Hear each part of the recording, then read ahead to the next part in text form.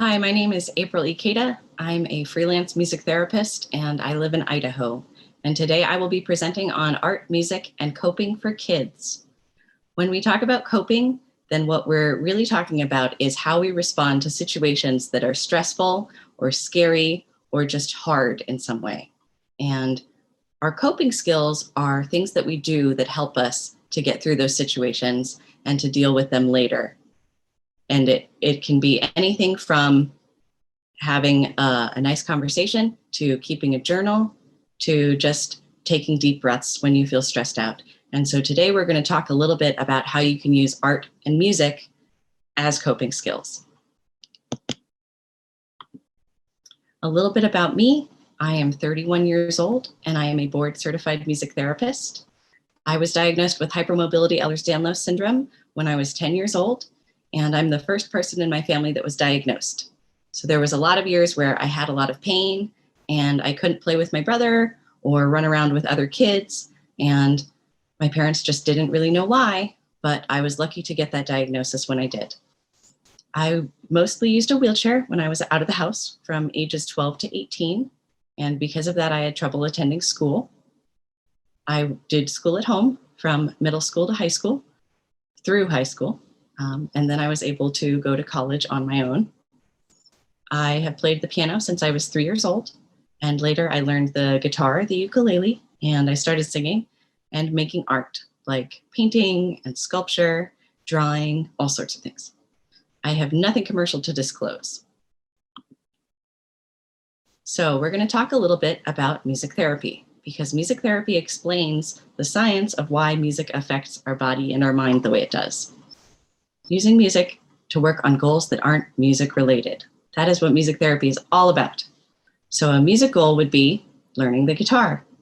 And people learn the guitar just because they want to play music. But a music therapy goal would be building hand and finger strength by learning the guitar. Because the ultimate goal there is not that the client can play the guitar, but that their hands and their fingers get stronger by practicing and playing that instrument. It can only be done by a licensed music therapist. And you might be wondering why that is, but it's because we receive a lot of education on not only music and different instruments, but also on how the body works and how the body works when we're playing music and how our mind works and how it processes the music that we are making. The music used is whatever the patient prefers. And we like to call it a client-centered therapy because you will respond better to music that you like. So it doesn't have to be classical, it doesn't have to be pop music, it just has to be whatever you prefer. Some things that music can help you do. Music can help you relax and calm down your body and your mind. It can help you exercise and get active, like the way certain songs make you want to get up and dance. It can help you be in a better mood and focus on something else if you're scared or angry or tired. It can help you feel less pain by distracting you and giving you something else to focus on. It can help you be social because it's something that you can do with other people. And it can help you feel good about yourself because it's something that you can accomplish with or without anyone else.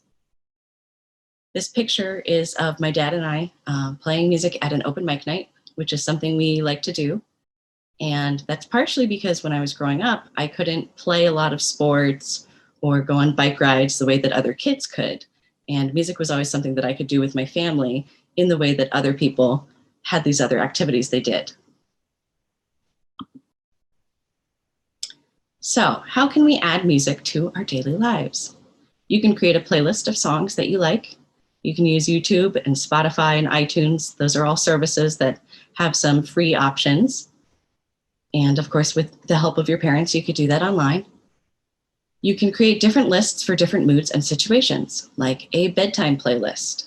And if we're thinking about how to calm our body and slow our body down, then we want to have more calming songs like softer music, slower tempos, because that's what will help us to calm down in those situations. It can be great to have an exercise playlist for when you're doing physical therapy or just when you need to get up in the morning and be active. I personally really like to start the day with an active playlist that makes me want to dance and move around because it's easier for me to get going when I have some music to listen to. You can learn an instrument either by yourself with a lot of great resources that you can find online, or you can listen to music in the car. And you can sing while you do chores, which is a great motivator and something I like to do as well. And you can also look into music therapy, where you would have a music therapist who is specifically working with you on the goals that you have.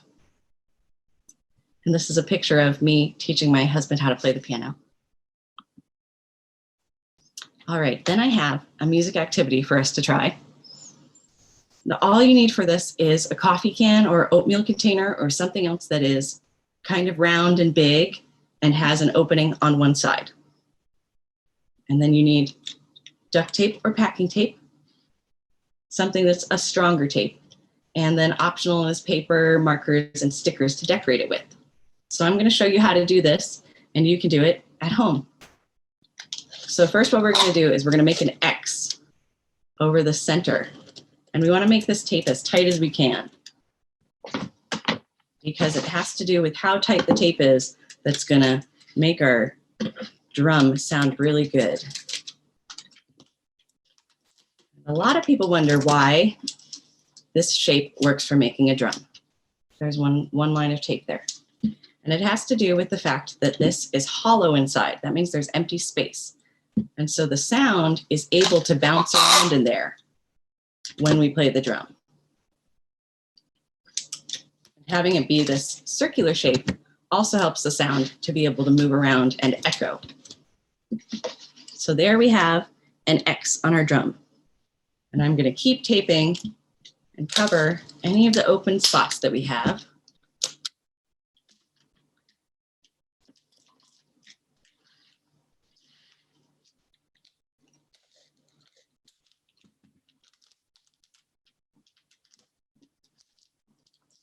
Okay, so now I made tape all in one direction, going across that drum opening. Now we're going to switch and we're going to do it the other direction.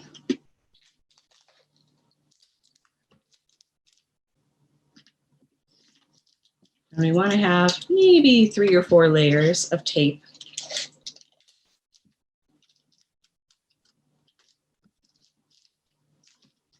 That's 2 layers. I'm going to make 1 more. And again, I'm going to go in the opposite direction again. So think of going like this and then like this.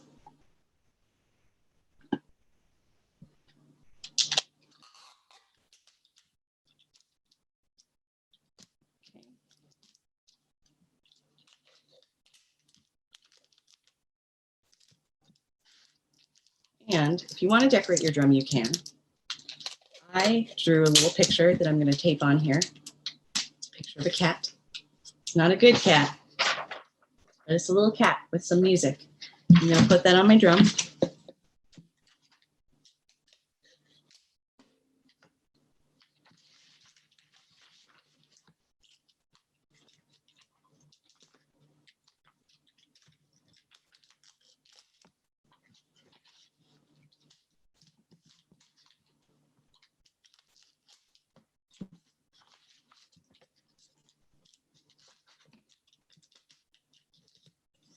All right, and now we have a drum. And you can use something to play your drum. I have this pineapple pen. It works really good for a drum mallet. And a drum making activity is something you could do with your whole family. And once you all have a drum, you could play some music together. You could play a rhythm game where one person plays a rhythm and the other people play it back to them. Or you could just play it in your own time, along with music or just to the music that you think of in your head. So that is our drum. Now we're going to move on and talk a little bit about art and art therapy. So what is art therapy? Art therapy is when we use art and psychology to help reach treatment goals. It can only be done by a trained art therapist. So I am not an art therapist. I just enjoy doing art and music in my spare time. And an art therapist, like a music therapist, would be trained on how art is made, different types of art, maybe how to adapt art so that people can participate even if they have trouble holding a marker or a paintbrush. And they would also be trained a lot on psychology and the brain. So that's why I can't do art therapy, because I'm not trained in it. And that's why you really need a trained art therapist for it to count as art therapy. But art as a hobby is something that everybody can do. There's no wrong way to do it. There's lots of different things you could try. And art can also help you relax and calm your body. It can help you express yourself, because sometimes it's easier to draw what we're feeling, or make things that represent our feelings rather than saying them out loud. It can help you with communication, because sometimes I don't always know how I'm feeling, but when I draw a picture, then I might realize, oh, you know what? I think I feel a little sad today, and maybe I should tell somebody about that, just to be able to share those feelings. And you can also share your artwork, which is another form of communication. Art can help you process your feelings, and it can help you cope better. And it can also help you feel good about yourself, because again, it's something that you can accomplish. And here's a picture of my dad and I. It's after I had surgery. I was at a children's hospital, and a nurse came to my room and said, "Do you want to paint a window?" And I was very, very sick in bed, and I did not feel well, and I could barely stand up. That's why my dad is holding me. And I said, "Yes, I want to paint a window." And my parents said, "Oh no, how are we going to do this?" And my dad just walked with me and held me there and helped me paint the window, just by giving me something to lean on. And it was a really great experience, because it gave me something to focus on instead of being sick and in pain in a hospital bed. And it was also something nice that we did together. So that's a nice memory that my dad and I have, even from a really hard time. Some ways that you can add art to your daily life. You can try different types of art, like drawing, painting, sculpture, magazine collages, origami. You can create patterns with rocks outside. Just because it's art doesn't mean that it's something that, has to be permanent. You can use recycled materials like an oatmeal container, or any type of old paper you find around the house, again, to make collages, to make sculptures. You could start an art journal where instead of writing what you did that day, you could draw a picture. And you could also look into art therapy, where you would have a trained art therapist who helped you with goals that you had. So I have one other art activity. And this was inspired by something that I actually did with my students when I used to run an after-school program. And it's kind of a mashup about being the best you can be, and also seeing, what around you makes you feel like you are your best. So this art activity is called What Makes You Bloom. And the supplies you need are paper, markers, or crayons. And I have some directions here that I'm going to try to follow along on the screen. So I'm going to start by drawing a circle. Got my paper. I'm going to draw a circle here. Here's my circle. Doesn't have to be a perfect circle. Could be an oval. You could draw a triangle instead if you want to. Then you're going to draw a face, but it's going to be your face in the circle. So draw me here.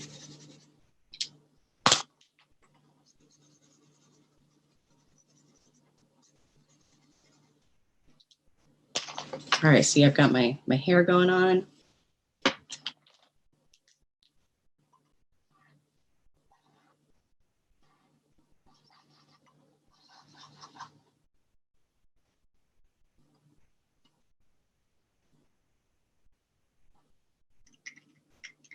Okay.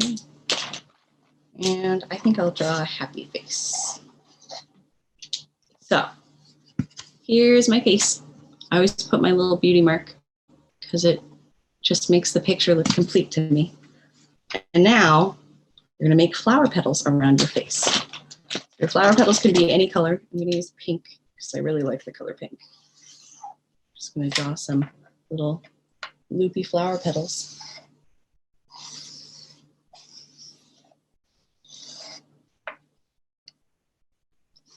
And then inside each petal, I'm going to write something that helps you to be your best. So, things that help me be my best. It's good to think about categories. So like people that help me be my best. So maybe I'll put my parents in one.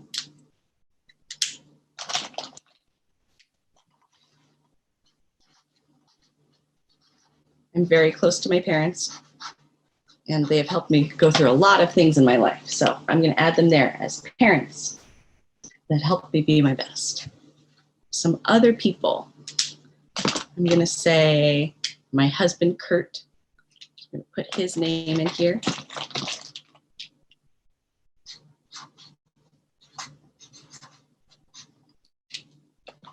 Those are two things that help me be my best. And Kurt helps me with a lot of things, but one of the things that he helps me a lot with is things that I have trouble doing physically at home. So like running the laundry or vacuuming the apartment. Those are things that are hard for me to do because of my body. And he helps me to get those things done so that my body doesn't hurt and I'm not super tired, but I also have a clean living space, which is important. Some other things that help me be my best. I'm going to say sleep, because one of the things I have a lot of trouble with is sleeping. And when I'm tired, I just can't get as much done, and I have trouble staying in a good mood, and I feel more pain because I'm tired. And I think that's kind of a normal thing that a lot of EDS patients experience, is that we have trouble sleeping and trouble getting our body fully rested. So sleep is one of my super important things to be my best. Let's see, I have two more spaces. I think I'm going to put my doctors as one of these, because I have found some really great doctors that have helped just give me ideas on how to be better. They've had me do physical therapy to get stronger. They've given me different medications that have helped my body to work better. And some of them have listened really well when I tell them that I have problems with things, and I appreciate that support that they give me. So one more thing. What helps me to be my best? This one I'm going to put music.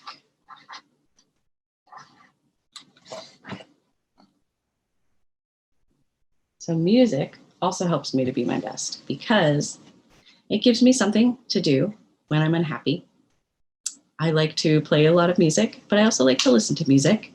And it's something that I can take anywhere with me, because you can listen to music anywhere. I can sing music anywhere. And it's just something that I really appreciate having in my life, and that calms me down and makes me feel happier. So then I'm going to draw a little rest of this picture.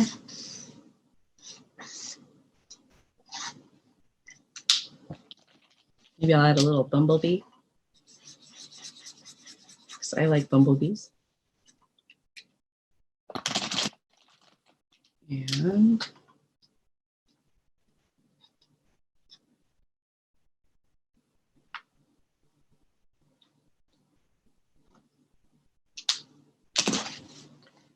there we go. Here's my flower.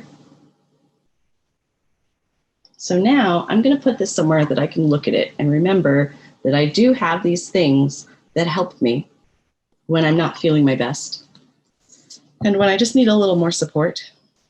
And that way I can remember that they're there and feel thankful that I have them, and also know that I'm not alone in whatever's bothering me that day, whether it's pain or feeling lonely or scared.